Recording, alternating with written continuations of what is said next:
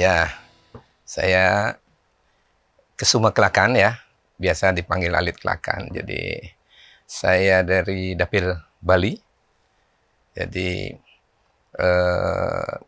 ini untuk yang pertama kali yang di DPR RI. Nah, sebelum masuk ke DPR RI, dulu saya sempat di DPRD Provinsi, sempat juga di Wakil Gubernur, kemudian di DPD RI juga sempat. Nah, dalam proses sebelum saya masuk ke dunia politik,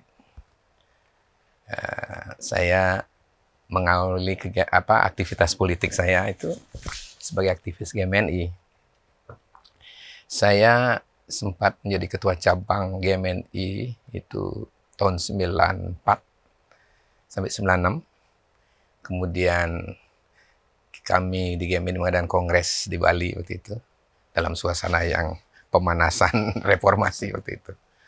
96 kami terpilih menjadi presidium bersama Bung Baskara sama Bung Arief Wibowo, kemudian Bung Abidin Fikri. Kami berempat.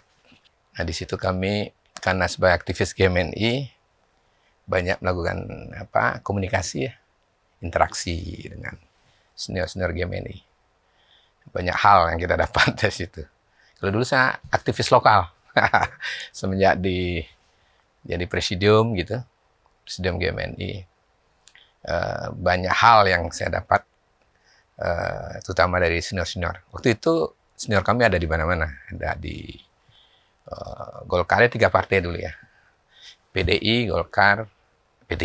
Tapi yang paling banyak itu di PDI. Terutama yang paling banyak memberi pemahaman politik waktu itu ya senior-senior kita yang di PDI. Nah, di situ kita melihat ideologi dalam konteks ideologi alternatif Bung Karno waktu itu, Marhaenisme itu, kita dapat banyak hal dari senior, dari teman-teman di lapangan. Bukan dalam dalam teks ideologi, tapi dari praksis ideologi. Itu yang proses saya. Dan juga ada komunikasi dulu marak pada saat itu, pendampingan perlawanan kaum petani ya, buruh waktu itu. Kemudian kami sering komunikasi sesama aktivis GMNI yang ada di Jember waktu itu. Ada peristiwa perjuangan petani untuk petani tembakau itu, hak-haknya di Jenggaware. Kami monitor, kami di Bali perjuangan BNR waktu itu. Karena waktu itu ada istilahnya zaman Orde Baru itu, ideologi developmentalism itu.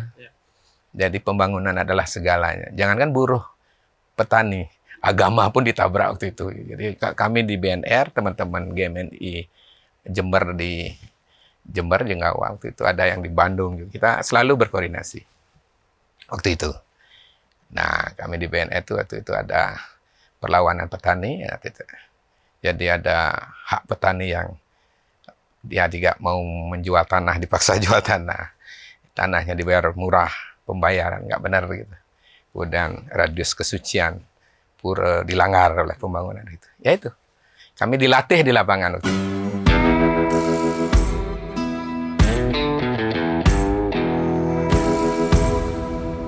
Yaitu saya dari ayah saya itu dulu pengurus PNI. Pengurus PNI. Kemudian saya waktu kecil selalu mereka kumpul-kumpul di rumah itu. Saya dengar aja tentang Marhaenisme, tentang mereka diskusi 7 bahan pokok indoktrinasi. Ya. Jadi saya waktu kecil, apa ini? Nah, setelah di GMNI cukup paham akhirnya. Apa itu Marhaenisme, apa itu perlawanan terhadap penindasan, ya pemikiran Bung Karno. Nah, kalau disitulah kita belajar pemikiran Bung Karno. Nah, tapi kalau pemikiran Bung Karno itu kalau disederhanakan ada pertama ideologi alternatifnya ya, Marhaenisme. Yang kedua, dimanapun kalau baca buku Bung Karno pasti ada 3 hal. Pertama, anti imperialisme kolonialisme. Kedua, sosialisme. Jadi berpihak kepada kaum kecil, bukan berpihak kepada kelompok elit. Kemudian persatuan dan kesatuan. Makanya Bung Karno paling nggak suka itu ada konflik di antara bangsa Indonesia. Nah, tiga yang sering diutarakan dalam setiap pidato di buku-bukunya Bung Karno. Itu yang selalu diutarakan. Makanya kenapa Bung Karno, mungkin ya analisa saya, kenapa tahun 65 itu, tahun 66, Bung Karno tidak melakukan perlawanan balik, mungkin itu sebabnya. Karena Bung Karno tidak ingin bangsa ini pecah. Karena Bung Karno berpikir dari dulu, dari nol, dia melawan imperialisme kolonialisme, membentuk bangsa, berpihak pada wong cilik, dan ingin selalu bersatu. Kalau ini ada perlawanan pasti konflik. Nah, mungkin itu salah satu penyebab. Jadi analisa saya dari kenapa Bung Karno tidak bereaksi pada saat tahun 66. Ya, kalau PDI Perjuangannya sederhananya begini. Kalau dalam ilmu persilatan, bukunya sama, gurunya sama. Jadi PDI kan kalau kita kesejarahan itu kan PNI. Jadi ideologinya Marhaenisme. Nah, Gemini pernah dalam kesejarahan bagian daripada PNI. Udah itu orang bilangnya underbow lah gitu. Nah, artinya bacaan kita sama dengan PDI Perjuangan, yaitu di bawah bendera revolusi, Indonesia menggugat, penemuan revolusi Republik Indonesia, 7 bahan pokok indoktrinasi. Di PDI juga itu diskusinya, sehingga gampang masuknya. Di samping itu keluarga saya memang bagian dari proses sejarah itu, Partai Nasional Indonesia.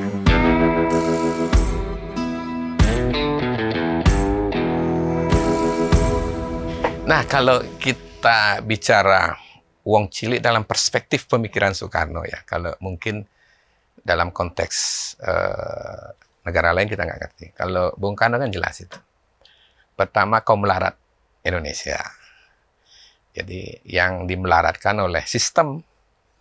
Kalau dulu imperialisme, kolonialisme. Nah, kalau dari zaman mereka, sistem yang kita bikin yang menindas itu juga harus dilawan. Nah, yang tertindas ini dah yang disebut dengan wong cilik yang harus dibela, diperjuangkan. Oleh karena itu, di mana ada masyarakat kecil, baik itu petani, nelayan, buruh, pedagang kelontong, tukang becak kan gitu, tukang ojek, kalau dipersulit oleh stelsel atau sistem kekuasaan yang menindas. Contohnya begini, kalau petani yang pekerja keras, kemudian pedagang kecil yang pekerja keras, untuk mengembangkan kehidupan ekonominya, ketika berhadapan pada akses sumber-sumber produksi, misalnya kepemilikan tanah, permodalan, dan lain sebagainya, selalu berada pada posisi sulit. Contoh aja, ingin punya modal usaha dulu ya, zaman Orde Baru, harus punya izin usaha, harus punya jaminan, ya nggak akan berkembang. Nah, ini sebenarnya salah satu contoh wong cilik harus dibela dalam cara pandang ideologi Marhaenisme.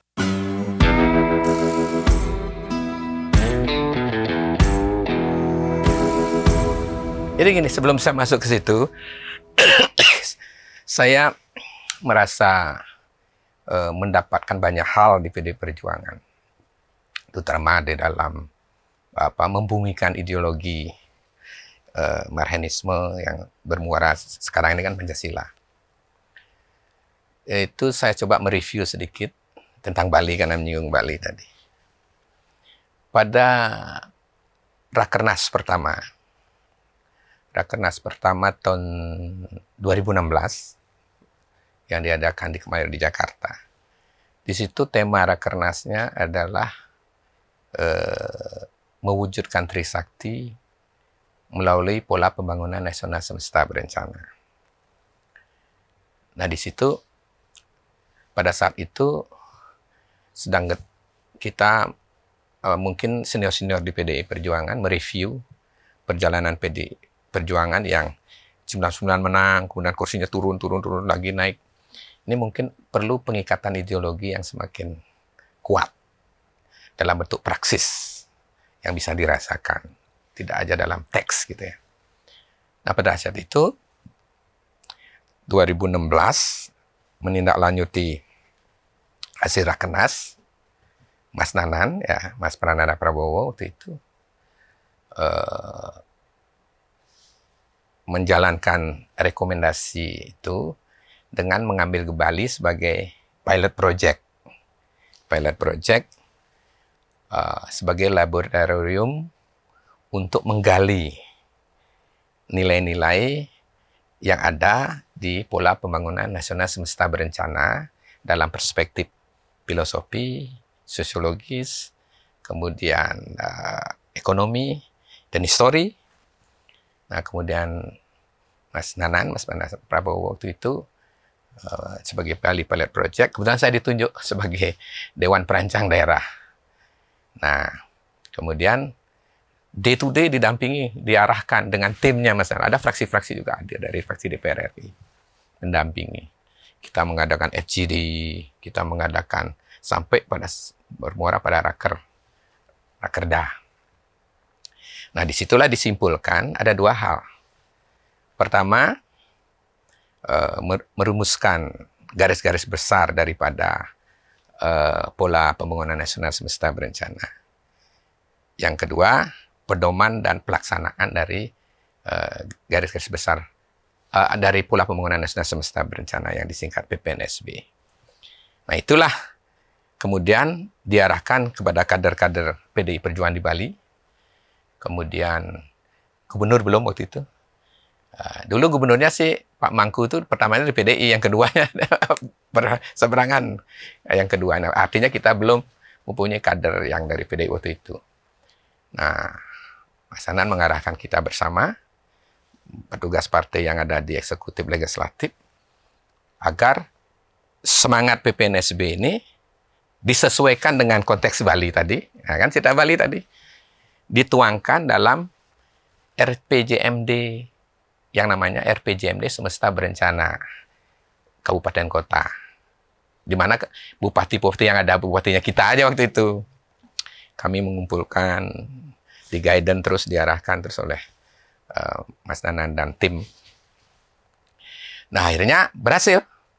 Nah, kemudian ini menjadi polemik. Karena baru ini muncul kan.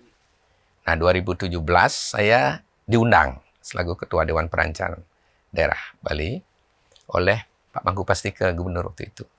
Di hadapan semua OPD di kantor Bapeda waktu itu, ada gubernur, wakil gubernur, OPD semua. Saya diundang waktu itu menjelaskan apa itu pola pembangunan nasional semesta berencana. Nah, mungkin kalau saya jelaskan panjang, perlu waktu khusus itu. Tapi singkat saja. Jadi saya jelaskan semua dan mereka paham. Tetapi Provinsi Bali waktu itu belum menerapkan itu. Dan akhirnya singkat cerita, ketika kita sudah punya Gubernur Bali yang sekaligus Ketua DPD, Pak Wayan Koster ya. Nah, semenjak itu mulai RPJMD Semesta Berencana, APBD Semesta Berencana, provinsi, kabupaten, kota, semuanya. Nah, apa bedanya? Nah, itu karena cerita tadi kan Bali punya kasus tersendiri. Apa beda dengan RPJMD yang dulu? Nah, bedanya adalah pola pendekatannya dan muatannya dan nilai value. Kemudian jadi pola pendekatannya menyeluruh, seluruh aspek kehidupan masyarakat terpola, terpadu, terintegrasi, bersinergi. Jadi tidak jalan sendiri-sendiri. Kemudian interdependensi, masing-masing daerah punya assessment. Kabupaten Badung pariwisata, Kabupaten Bangli misalnya ada kaitan dengan spiritualitas dan lain sebagainya. Itu di assessment waktu itu. Nah, kemudian menjadi koeficitas yang kuat antara satu kabupaten dengan kabupaten yang lain. Nah, sekarang udah 5 tahun berjalan, bisa dicek keberhasilannya.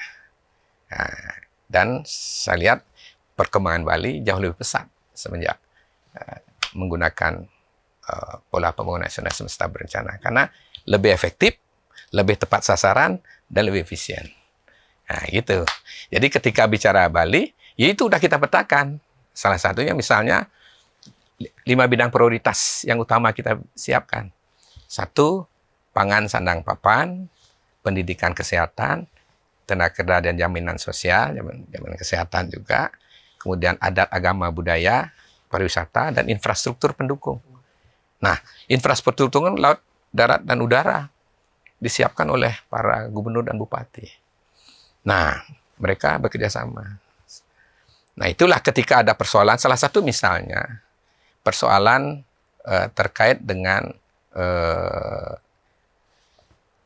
pertanian, pangan, sandang pangan. Jadi, diusahakan betul bahwa jangan sampai kita kekurangan ketersediaan pangan. Nah, salah satu contoh, kalau ini saya jelaskan agak panjang. Nah, oleh karena itu, kedua, pemanfaatkan produk lokal itu untuk di hotel-hotel yang mengkonsumsi. Sehingga Pak Koster mengeluarkan peraturan daerah produk lokal, membuat surat keputusan peraturan gubernur yang terkait dengan semua hal itu. Dan pembangunan infrastruktur pendukungnya jalan semua. Gitu.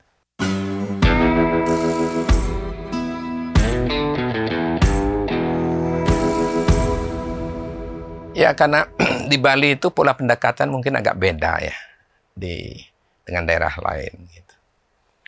Jadi ada pendekatan yang terkait dengan 2 hal ya. Pendekatan yang lembaga tradisional, jadi adat kami kuat gitu. Tapi tidak boleh kita politisasi ya, adat itu. Gitu.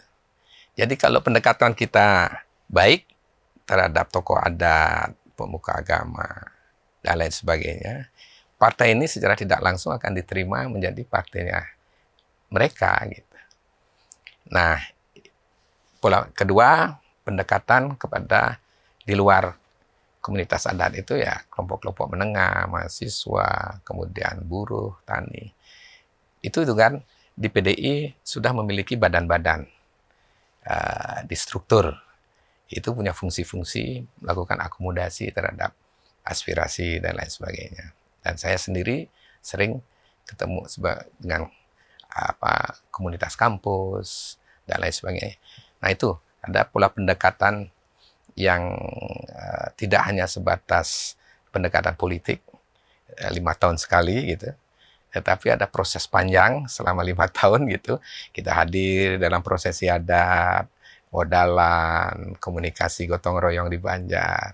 Kita hadir di komunitas-komunitas seperti itu.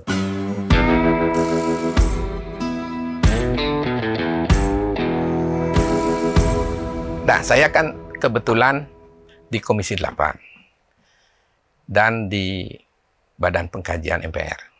Nah, kalau di Komisi 8 itu yang paling sering kita stressing adalah penanganan kemiskinan. Ini yang kadang-kadang teorinya mudah melaksanakan, tapi tingkat lapangannya selalu terjadi persoalan. Banyak hal yang harus kita pikirkan. Nah, di Indonesia ini kan 9% kemiskinan di Indonesia. Ada kemiskinan ekstrim, ada kemiskinan yang biasa. Nah, di situ kita sering bicara tentang upaya apa yang dilakukan untuk mempercepat proses graduasi dari mereka yang berpenghasilan. Kalau kemiskinan ekstrim itu kan bukan penghasilan, kemampuan daya belinya kan di bawah 10.000.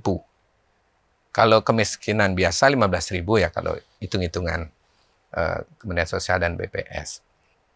Nah, Kementerian Sosial mitra kita memiliki 3 hal program, yaitu PKH, kemudian BLT, sama PBI. PBI itu katanya penerima bantuan iuran yang JKN itu. Nah, PKH ini yang paling penting. Nah, sekarang sistemnya mulai dibenahi. Kalau dulu kan amburadul. Input datanya kadang-kadang di mata masyarakat tidak layak menerima bantuan, dia menerima. Yang layak tidak menerima, yang tidak layak menerima mendapat bantuan. Ini sering terjadi sehingga nggak pernah selesai persoalan. Nah, makanya sistem ini sudah dibenahi oleh Bu Risma. Ada sistem SIG-NG, sistem informasi kesejahteraan new generation. Jadi pendampingan di setiap desa dan kelurahan bisa diinput mana orang yang layak untuk dibantu, mana yang layak untuk dihapus, tidak perlu lagi menerima bantuan gitu loh. Jadi lewat SIG-NG ini, kemudian lewat data DTKS, data terpadu kesejahteraan sosial. Kalau ini dioptimalkan, semua bisa kita berfungsi maksimal semua desa lurah dengan pendampingan inputting data yang benar, kita akan menunggu angka kemiskinan yang benar dan cara pemecahannya. Nah, PKH kan salah satunya ketika sudah datanya benar yang masuk PKH kan di situ ada pertama beasiswa untuk anak bidang pendidikan, beasiswa SD, SMP, SMA dapat. Kedua, kesejahteraan misalnya lansia, disabilitas dapat. Misalnya disabilitas itu 2,4 juta per tahun dapat. Sehingga kalau ibu melahirkan, anak balita dapat bantuan. Kalau ini bisa dioptimalkan. Setelah itu ada lagi program PENA, Pelawakan Ekonomi Nasional. Nah, PENA ini juga akan mengangkat yang ada di data DTKS ini, orang yang nggak mampu ini diberi support kewirausahaan, khususnya ibu-ibu. Nah, kalau ini jalan dengan benar, ke depan pelan-pelan ini akan pasti kemiskinan itu bisa kita tekan. Persoalannya adalah kita problem di input data. Datanya di sini beda dengan data di situ. Tetapi dengan SIG-NG, DTKS ini, kemudian dengan program PKH PENA, kalau serius, dalam 5 tahun kita bisa menekan kemiskinan. Itu satu. Yang kedua, perjuangan saya, kebetulan saya juga ditugaskan untuk ikut oleh Ketua DPD, Pak Wayan Koster, untuk ikut membahas rancangan Undang-Undang Provinsi Bali. Dan sudah berhasil itu, menjadi pegangan bagi Bali. Di situ ada hal-hal yang betul-betul membuat Bali lebih kuat dari sisi adat, agama, budaya, kemudian dari sisi adat dan budaya terutama, dan kemudian dari sisi penganggaran. Nah, berikut kebetulan saya di Badan Pengkajian, saya terlibat aktif bersama Pak Jarot ya di situ sebagai pimpinan membahas tentang pokok-pokok haluan negara. Apa yang saya ceritakan tadi dengan timnya Mas Prananda yang dibahas di Bali itu, pemikiran Bung Karno, pola pembangunan nasional semesta bencana. Nah, itu betul-betul semangatnya kita perjuangkan dan sudah berhasil dirumuskan menjadi PPAN di Badan Pengkajian. Ya, mudah-mudahan ke depan kita berharap spirit pola pembangunan nasional semesta berencana ini bagi kadar-kadar PDI yang ditugaskan di eksekutif maupun terutama di eksekutif agar mengambil semangat itu untuk dipakai untuk memperjuangkan kesejahteraan dan kemakmuran masyarakat.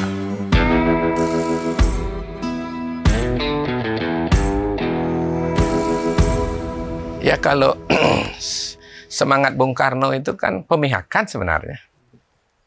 Cara berpikir Bung Karno itu, kalau ingin menguji orang dalam sebuah kebijakan, ideologi, tataran tekstual dan praksisnya, kan di mana keberpihakannya. Oleh karena itu, pemilu juga begitu. Ketika selama 5 tahun ini kita, PDI ini kan di Bali ya karena di dapil saya, meningkat terus. Sekarang kalau kursinya 60% kita, kursi. Kalau suara di atas 55%. Jadi dari 9 DPR RI kita dapat 6. Nah, ini kan kemenangan itu tidak bisa kita raih begitu saja, berpihakan. Nah, kami semua teman-teman yang di fraksi selalu berada pada posisi pemihakan terhadap apa yang disebut sebagai uang cilik itu. Gimana pendidikannya, masyarakat yang terpinggirkan di pelosok, bagaimana kesehatannya, bagaimana sekarang kan sudah modern, bagaimana akses informasi dan telekomunikasi yang bisa diakses oleh masyarakat yang di pinggir. Kemudian jaminan sosial, bagaimana pelayanan kesehatan terhadap mereka yang punya BPJS. Kadang-kadang kan banyak informasi yang masuk ke saya, kalau bawa BPJS katanya, tapi saya kejar semua enggak, di beberapa rumah sakit misalnya mendapat pelayanan tidak ramah. Setiap di situ katanya kamar tidak tersedia gitu, dan lain sebagainya. Tapi di Bali saya cukup komunikasi dengan pada direktur rumah sakit, saya teman-teman di ranting, kemudian teman-teman di fraksi di kabupaten, saya selalu suruh direct online ke saya kalau ada persoalan itu tadi, kesulitan kamar, kemudian pelayanan tidak baik di rumah sakit, terutama di rumah sakit milik negara, pemerintah, saya langsung telepon biasanya. Salah satu misalnya rumah sakit Sanglah, saya telepon langsung. Karena ini menyangkut keberpihakan. Jangan sampai masyarakat yang butuh sebagai warga negara dia, yang butuh pelayanan, tidak dilayani dengan baik. Tapi bagus, saya rasa tidak masalah gitu. Tinggal kita bagaimana mengkomunikasikan. Itulah pentingnya menjadi DPR sebenarnya. Kalau nggak saya jadi DPR, mungkin saya telepon direktur rumah sakit atau telepon siapa gitu, agak kesulitan. Dengan jadi DPR ini kan saya bisa telepon. Wah, gimana Pak Ali?